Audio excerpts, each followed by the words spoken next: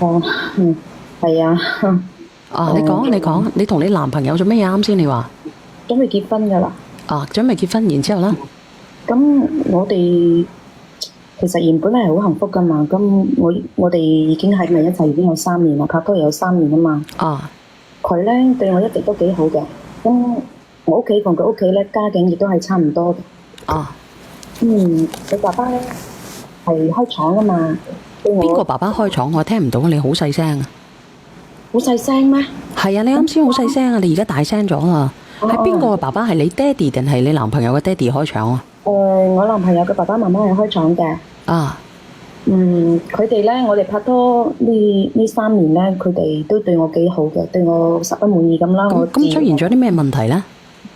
嗯前段時間啊嘛，有個女人佢專程去我男朋友屋企嗰間廠嗰度揾佢。女人啊？係哦，你男朋友出咗軌？唔係？係佢點講咧？係佢前女友嘅阿姨大姨啊。佢點解行過去揾你呢？揾佢呢？嗯，原先我又係唔知咩回事嘅。嗰日嘅情況咧，我咁樣同你講咧，嗰日我啱好喺個門口嗰度啊嘛，想轉下轉下，咁就見一個女人喺度轉啦。咁我就行翻過去問個保安啦，我話咩回事啊？呢個女人喺度又唔走，喺度逗留做乜嘢咧？啊，咁個保安佢又同我講，佢話呢個女士咧係我男朋友嘅即係前女朋友嘅大姨噶嘛。咁點解會揾佢呢？大姨揾佢呢？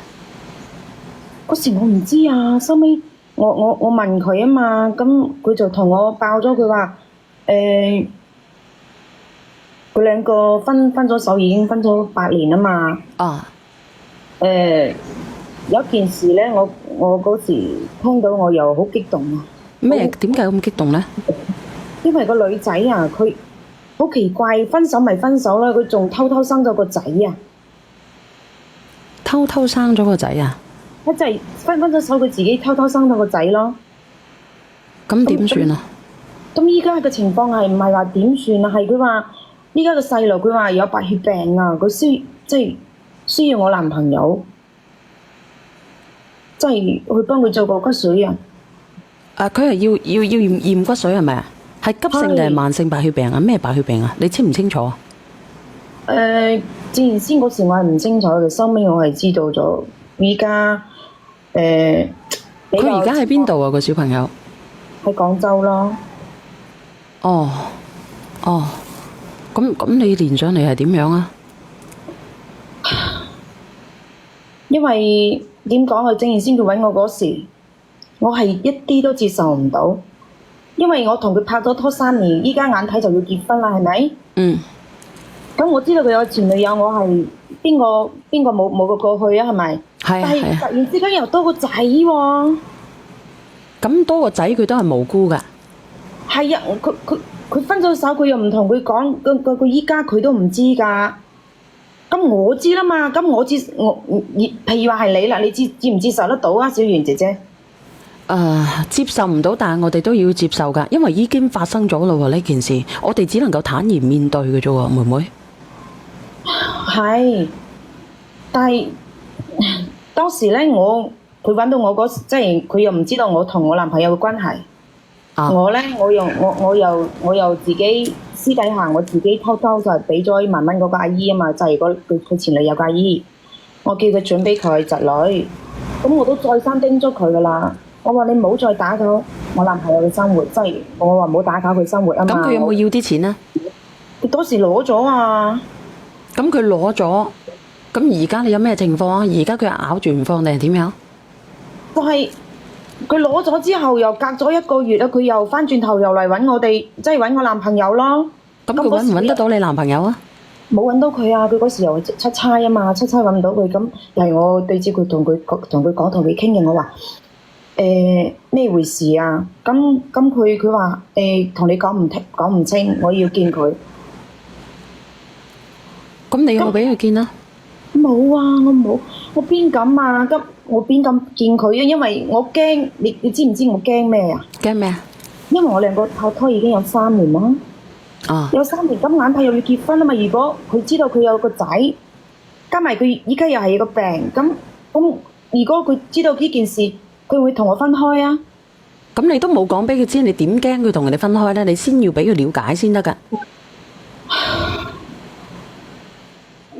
接不依嘅，我知，但係咧我有私心噶嘛，因為佢對我咁好，佢阿爸阿媽咧又對我咁好，我自己又好中意佢喎。咁你好中意佢，但係你都冇辦法、冇權阻止佢知道呢件事㗎。咁佢依家就係小賢姐姐，你知唔知佢隔咗一個月咧，佢又帶翻佢個病歷簿過嚟。邊個帶個病歷簿過嚟？佢二姨啊，佢大姨帶佢細路嘅，因為佢要照顧佢細路啊嘛。啊！佢帶咗病歷簿之後咧，同埋佢細路嘅相過嚟啊！我當時睇到嗰時，原本咧我係拒絕嘅，但係咧佢又執住俾我睇喎，因為佢翳我啊！佢話一定要叫我俾聯繫方式佢，要打電話俾佢。咁你真係要喎，姐姐，咁你有冇俾啊？冇啊，我冇俾佢啊！咁當時我又點解唔俾呢？我都話咗我自己有私心，我驚如果佢知道呢件事，我哋兩個分事又搞我晒噶啦。咁結果咧？結果係點樣啊？結果係佢依家我又再俾咗錢佢，佢又唔收我錢，咁我就問佢攞咗佢個病歷號啊嘛，咁我又去咗佢個病房嗰度，我就你去咗醫院係咪？係，我去咗嗰度，我同佢傾，我話你可唔可以唔好打攪我兩個生活噶啦？咁咧佢話佢都唔聽我講咩，佢話我唔理，反正我依家我就要揾到佢，你可唔可以俾佢聯繫方式我啊？佢跪喺度翳我啊！哇塞！我咁大個人，我俾人哋跪低喺度翳我，我當時我真係我又唔知點算啊！我真係即係用普通話咧，我就是舉手無措，就是冇計冇晒計啊！咁你有冇講俾你個男朋友知啊？咁而家冇啊！咁我真係因為我自己，我又唔冇同屋企人講，我啱好又練到你喺度同嗰個前面嗰個姐姐喺度傾嗰件事啊嘛，咁我又咩喎？大家又廣東人喎，咁我話可唔可以問下你意見咯？你覺得我應唔應該同我男朋友講下咧？因為我依家一啲主意都冇啊！咁如果俾我嘅話我會坦白去同佢講咯。無論我哋走成點樣都好，咁我3年嚟我係點樣，你係知噶嘛？係咪？咁你哋以前分開手嘅，你哋之前係分開咗嘅。咁你有個小朋友，咁係呢個姐姐仔佢留低嘅，咁唔係你問題。但係如果你唔講咧，就係你問題嘅。點解咧？有冇人話俾我知點解咧？有冇人覆啊？你識唔識得睇公屏啊？點解啊？你先睇公屏先，點解啊？我想問下你哋，點解我要講出去啊？你係咪覺得呢個心裏邊係咁樣諗啊？點解我要講出去呢？點解我哋咁平靜嘅生活要俾佢打攪呢？我明明好幸福噶，點解你要毀咗我嘅生活呢？你點解知道我心理狀況嘅？我就係咁樣諗噶。係啊，因為我覺得我可以自私。點解我好地地？點解你要出現喺我面前？點解你要生咗個小朋友？點解個小朋友要病咗？點解要呢個爛攤子要我接收？係啊，我係咁樣諗噶。但係呢個世界上有因果嘅，呢啲嘢係無解嘅喎。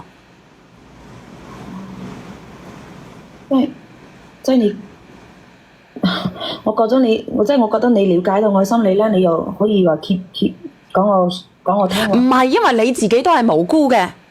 係。因為你認為你自己都係無辜嘅，但係你唔講啊！我同你講，嗱，倒數係咪？喂。靚女，我問下你，點解咧？你講咗咁耐都講嗰個小朋友嘅大姨，而你冇講嗰個小朋友嘅媽咪？嗰個小朋友嘅媽咪去咗邊度啊？佢媽咪喺度照顧佢啊！啱先我都話咗，我去揾佢啊！佢阿媽喺醫院啊嘛，佢喺醫院照顧佢，我咁就同佢。嗱，我同你講啊，我同你講，即係個小朋友嘅媽咪咧，即係咁多年冇揾你呢個男朋友，説明咗佢唔係一個説明咗佢一定唔係即係。唔係嗰種無賴嚟嘅，佢係正經人家嚟嘅。佢就係想憑佢住佢自己去養大呢個小朋友，未有去干擾過你個老公嘅。咁所以嘅話，依家咧佢係因為個小朋友得病先去揾佢，佢以後唔會糾纏你嘅。咁係我自己太自私啦。咁我依家即係你哋。如果你依家你唔話俾你男朋友聽嘅話，你第日你會後悔嘅。我唔知你今年幾多歲咯，嗬？咁或者到咗你40-50歲啊，或者50-60歲，或者70-80歲嘅時候，你一定會後悔嘅。因為我話俾你聽，紙包不住火嘅，始終都會有爆雷嗰一日嘅。同埋呢個小朋友嘅媽咪應該係唔係好叻嗰啲人嚟嘅。如果佢叻你，如果佢係叻嘅，佢想揾你男朋友用乜嘢啊？佢知道個地址，呢位女，佢知道個地址，佢想揾佢放屁容易。我話俾你聽啦。但係我驚佢揾到我男朋友咧，我驚佢同我分手啊！知唔知啊？我驚佢同我分手咁我又係好無辜噶嘛。佢唔至於同你分手係嘛？即係你哋啲感情咁咩嘅咩咁，即係咁咩嘅咩咁，即係好似冇打地基咁樣嘅。你唔係3年嘅啦咩？就好似冇打地基咁樣嘅。但係依家個小朋友佢好嚴重，都嘔血啦，我知。但係咧，我驚佢因為小朋友會同我分開啊！你知唔知？即係我同你講，你嘔血，佢白血病嘔血係正常㗎。咁如果要有嘔血嘅話，你更加要早啲去帶你個男朋友去見佢。而且佢骨髓又唔影響，佢捐個骨髓佢唔影響佢咩㗎？如果你話捐肝啊、腎啊嗰啲，你就話乜嘢啫嘛？你捐個骨髓唔影響到啲乜嘢㗎？而家又好，我又好唔知，我又唔知你話係佢前女友啫。咁邊個知道呢個細小朋友係咪真係我男朋友啦？係咪？咁佢講得係就係啦，如果唔係，佢會唔會冒住呢啲咁樣嘅咁冇面行去求你啦？我同你講。我話俾你聽，佢已經有病啦，個小朋友已經有病啦。你覺唔覺得一個母親佢去亂揾一個人嚟承擔呢啲咩㗎？你佢驗 DNA，佢生得似唔似你男朋友啊？我嗰時冇認真睇佢喎，我睇個便哀哀咁樣嘅喎。咁你望係啊，你望一眼，你檢查下，你睇個樣生得眼耳口鼻啊，手腳啊，咁你望下，如果似佢嘅話，有一樣似佢咁啊，證明都十有八九㗎啦。其實第一咧，我係好自私嘅；其次咧，捐骨髓咧真係好傷身嘅喎。唔傷身嘅姐姐，佢傷身都可以修復噶嘛，呢啲骨肉之情嚟嘅，唔通你真係可以瞞住佢咩？你瞞到一世咩？我知啊，我就係咁依家我又唔知呢個細路，咁佢又冇做過親子鑑定。呢個你唔使糾結啦，如果佢有目的咁揾你就。我問你，你係咪好不容易攀上咗呢個豪門，所以嘅話你好驚有啲咩風吹草動啊？係咪啊？唔係豪門啦，我屋企條件同佢差唔多嘅啫。如果你屋企條件我話俾你聽，如果你屋企條件同佢差唔多，而且你同佢有3年嘅感情，你講到如果佢話真係因為呢件事佢唔要你，佢要翻佢之前嗰個女朋友，證明咗你哋之間係冇感情嘅，即係呢3年係白，即係唔知你哋嗰啲係乜鬼感情嚟㗎啦，或者你唔知你哋咩啦，即係因為佢之前嗰啲嘢翻到嚟佢唔要你嘅話，我覺得即係正常。如果拍得3年拖，啲人唔會咯，即係唔會因為咁樣分咯。咁如果我男朋友捐過骨髓啦，當時我係咁樣諗嘅。如果影響健康嘛，我唔知會唔會影響健康㗎。其實佢應該有知道嘅權利，佢有知道嘅權利㗎，佢有知道嘅權利㗎。我唔知點解你嗰個咧，即係嗰個小朋友咧，即係你依家個老公個前任女友可以蠢得咁交關，佢要經過你嘅手去揾你老公㗎。因為佢揾唔到佢又出差啊嘛。你嘥氣！我話俾你聽，你俾個地址我即刻我秒用秒嘅手段幫你揾到佢。唔係個個人都好似你咁聰明嘅一針。我守喺個門口好冇？你佢成世唔翻去啊？咁佢而家咪守咯，叫佢去抵。咁我想問啊，如果佢白撞啊，個仔都係我男朋友嘅，唔會白撞㗎，話俾你聽啦，冇人會白撞㗎。你嗱，其實你現實啲啦，你自己呃自己冇用㗎。有邊個會白撞啊？佢都蠢得咁鬼死凄涼，你話佢會點樣去白撞啊？佢揾你老公都揾得咁艱難，你話佢點樣白撞啊？咁我而家我就係坦白啦，因為我自己追個男朋友咧，我係追咗好多年，我先追到佢嘅，知唔知？咁我自己係咁我而家問你，你追咗好多年，喺佢哋兩個喺埋一齊咁，唔係喺佢哋兩個拍拖嘅時候，佢追咗好多年啦。其實佢可能係啦，追咗好多年，你男朋友根本都唔中意你。係你好中意你男朋友，應該。你嗰度好嘈啊 ，Eric 媽。你係咪2+1上位㗎？你係咪2+1上位？人哋問你。分咗8年㗎啦，佢係3年㗎咋同佢。因為我呢度好嘈啊，姐姐你要話俾佢知，因為我係係啊，加埋你嗰度好卡，我聽唔到你講咩嘢啊！佢嗰度好嘈啊！呢個 Eric，你講嘢啊！你講嘢啊！其實我唔係好希望佢去捐嘅，你都而家未 check， 你而家都未 check 佢到底得唔得？你只係唔想知道。其實佢依家用10000種理由嚟説服自己，你依家用10000種理由嚟説服你自己。啊！你唔好理呢件事。咁如果你係覺得你個良心過到過去，你連上嚟做乜嘢啊？佢良心過唔到去啊！唔係我良心，因為你連得上嚟，我相信你都係有良心嘅。但係如果你最終嚟講，你唔選擇，即係有啲良心嘅話，咁你諗下啦，你第日我覺得你會有報應咯。因為你嗰個男朋友係有知道嘅權利嘅，佢後有知道嘅權利㗎。就因為呢個女人夠蠢，所以佢揾唔到你男朋友咋。仲有嚇，咁萬一有朝一日咧，你如果個小朋友好不幸咁樣去離開咧，好不幸咁離開咧，咁到時候佢點樣去面對你咧？你點樣去面對佢咧？你而家個心都過意唔去啊！佢呢個姐姐，你覺唔覺得你同你男朋友之間啲感情好脆弱？我聽得出你同佢之間嘅感情好脆弱，因為你中意你男朋友，你男朋友唔中意你。咁如果係咁，最終你男朋友唔選擇你，你咪去揾一個中意你嘅咯。其實我唔知你點忍咯，你真係揾一個唔中意你嘅人，你都可以頂得順咯。你係咪唔甘心嘅啫？付出咗咁多，應該係呢個女仔愛呢個男仔多好多。佢3年，你覺得好耐咩？拍咗好耐咩？3年。但係我認為呢個女仔好早之前就中意呢個男仔嘅啦。係啊，我中意咗佢好多年，收尾佢兩個分咗之後咧，我又追咗佢，我就同佢一齊，之後到依家我就覺得我會好珍惜，我又會覺得好驚喜。我問你，你話你之前咧，你之前你追咗你男朋友好多年，咁嘅時候，等於你都識得佢前任呢個即係依家有個仔呢個女朋友噶啦，係咪？我知道佢，你話我識得佢係唔識得佢嘅，我唔熟㗎，我點熟得佢？我同佢一啲都唔熟㗎，我只係知道。咁你有冇喺人哋嗰度打聽到出嚟咧？你呢個老公好中意你個前任女友嘅咧？呢個咧？有打聽，係咪啊？即係我見到公屏上面嘅人個個都。哎呀，嗱，我同你講啦，靚女，我同你講，你不如揾一個中意你嘅啦。其實如果你中意佢，佢唔中意你，你自己都覺得辛苦啦。講真嘅，真係嘅。依家年輕人都係講靈魂契合嘅，係咪先？佢分咗手，但係佢一直放唔低。佢唔中意你啊！我聽你講好，你哋之間嘅感情係冇地基嘅。我聽你講咁耐，你就係因為前任個女友即係帶個仔又話有病翻嚟話咩嘅話，就即刻分手喎，可以脆弱得咁交關，咁你要佢攞嚟做乜啫？嗱，有好多人話佢橫刀奪愛，咁我唔知道你係咪橫刀奪愛啊？但係真係確保你對呢個男人呢，你自己係捉摸唔到嘅，冇信心啊！你自己都冇信心去擁有佢，同佢開始未來，你成日都怕失害佢。其實如果你講得啱嘅，我自己係一啲信心都冇嘅。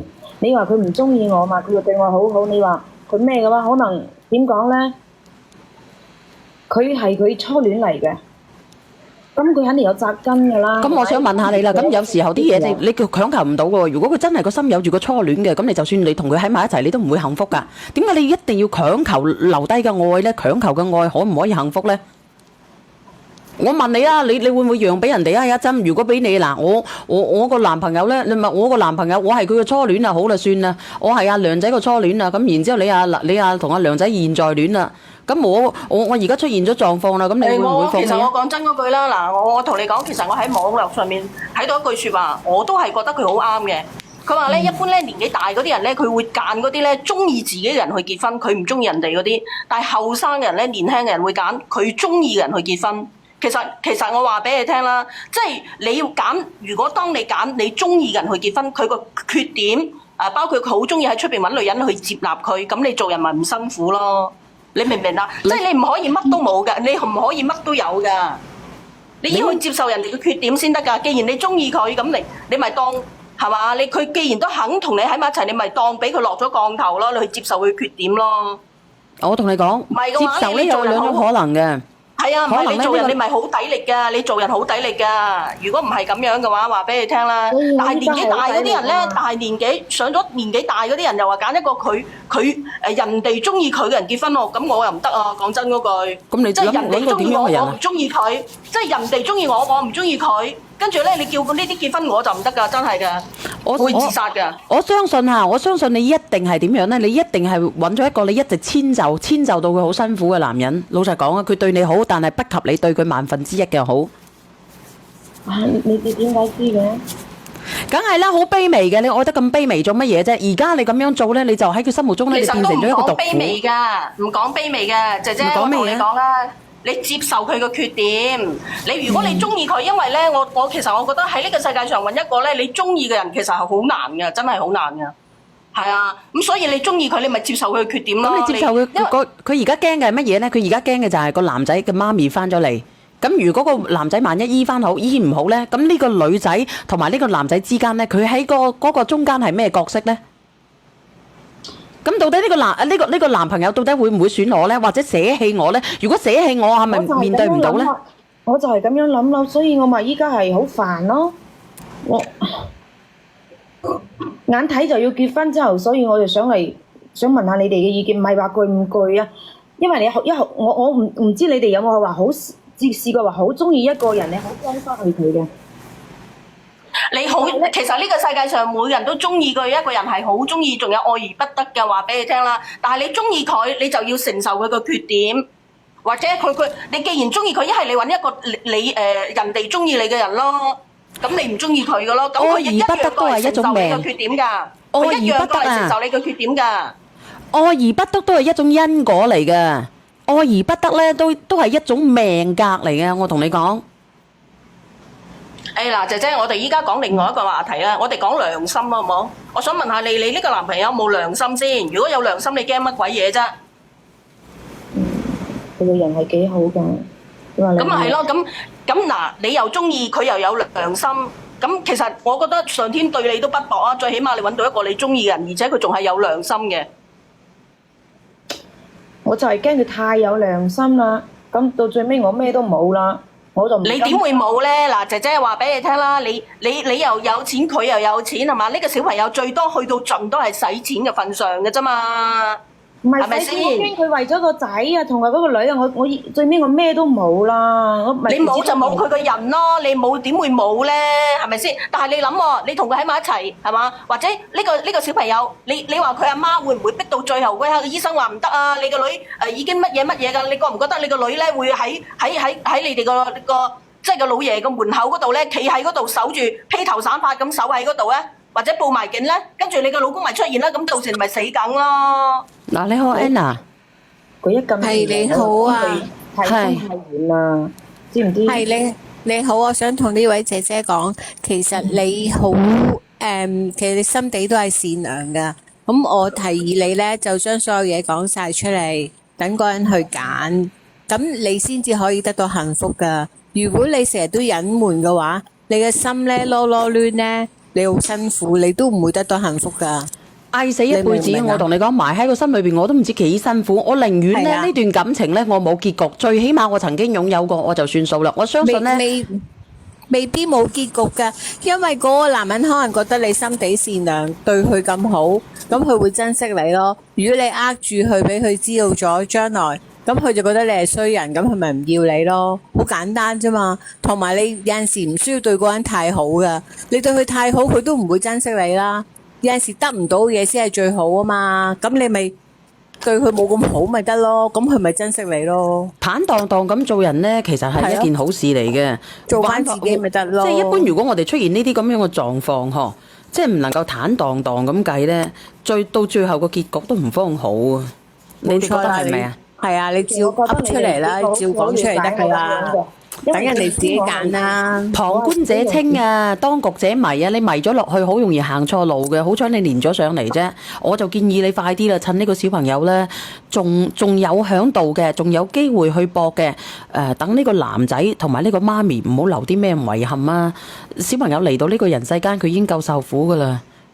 真係好，反而你好心痛還咗啊！你知唔知啊？白血病嘅你還咗小朋友嗰個爸爸嘅心願嘅話，佢更加愛錫你啊！你千祈唔好瞞住佢啊！而家我哋講呢，就講到喺度雲淡風輕，但係其實佢已經係喺度渡緊劫㗎啦。你知唔知好難受啊？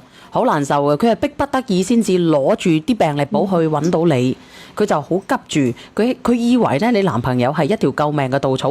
咁我都希望你男朋友能夠成為呢一條嘅救命稻草，能夠救到呢個小朋友，真係嘅。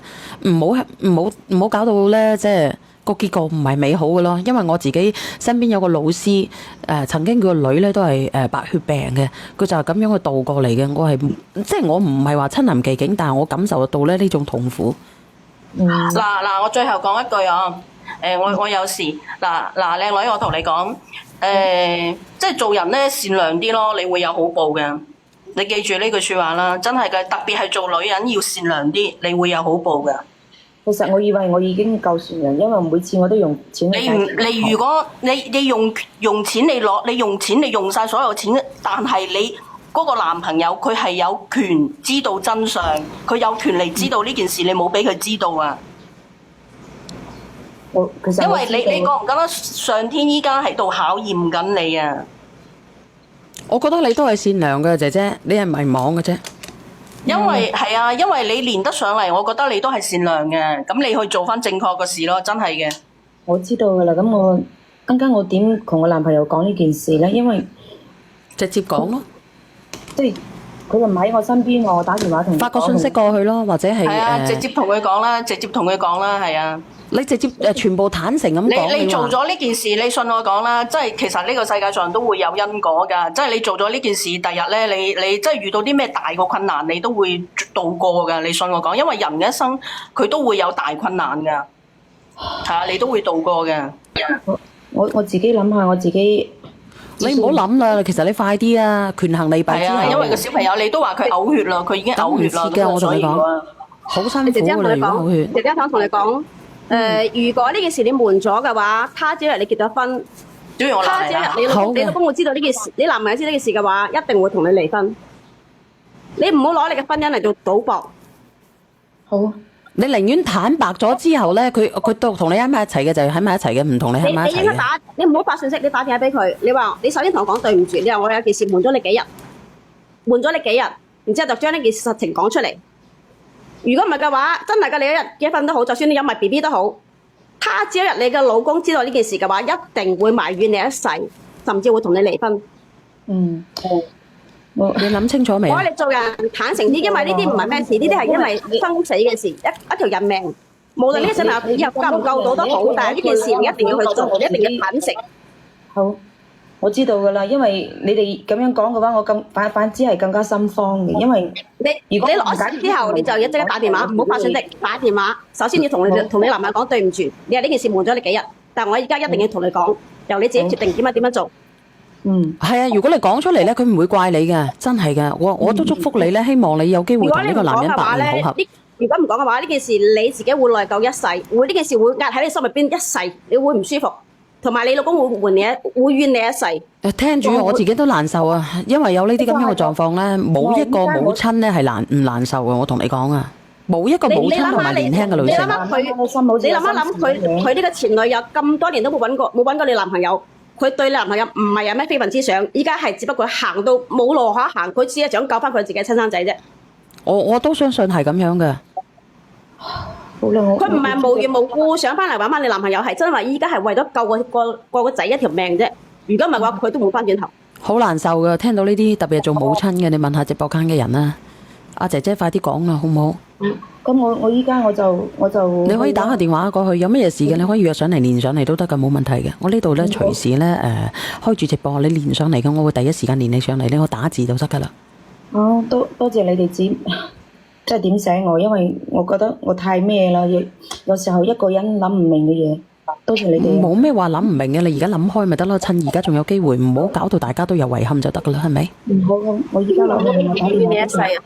係好，我哋做人要對得住自己良心，知唔知啊？加油啊，加油啊！亦都好多謝你啊 ，Anna 就係嗰個卡卡係咪？以前嗰個，咁你都知，咁你改咗名啊嘛，你成日連上嚟啊嘛，以前。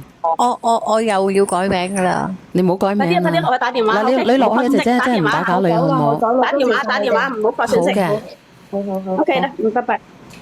啊好嗱，今日嘅故事咧都其實唔好聽嘅，要麼割耳仔，要麼咧就係小朋友咧有病，好難受嘅聽呢啲嘢。嗱，咁而家咧1:25咧，直播間嘅朋友仔，今朝朝頭早咧，其實咧我係去咗做一件好有意義嘅事嘅。我想問下你哋咧。